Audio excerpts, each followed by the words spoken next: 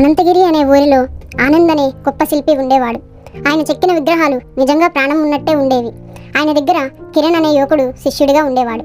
కిరణ్ చాలా చురుకైనవాడు, పని తొందరగా నేర్చుకునేవాడు. కానీ తన ప్రతిభ మీద అతనికి చాలా గర్వం.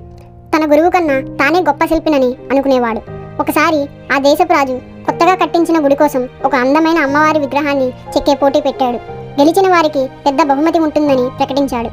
ఆనంద్, కిరణ్ ఇద్దరూ ఆ పోటీలో పాల్గొనాలని నిర్ణయించుకున్నారు. కిరణ్ వెంటనే ఒక పెద్ద రాయిని ఎంచుకుని వేగంగా పని మొదలుపెట్టాడు. తన గురువు ఆనంద్ నెమ్మదిగా పనిచేయడం చూసి గురువుగారు ముసలివారయ్యారు, ఆయన పద్ధతులు పాతవి, నేనే వేగంగా అందంగా విగ్రహం చేసి గెలుస్తాను అని మనసులో నవ్వుకున్నాడు. ఆనంద్ అది గమనించి కిరణ్తో ఇలా అన్నాడు, కిరణ్, తొందరపడకు, రాయిని అర్థం చేసుకో, దాన్ని స్నేహితుడిలా చూడు, దానితో మాట్లాడుతూ చెక్కితేనే విగ్రహానికి జీవం వస్తుంది. కానీ కిరణ్ ఆ మాటలను పట్టించుకోలేదు. అహంకారంతో తన పని తాను చేసుకుపోయాడు.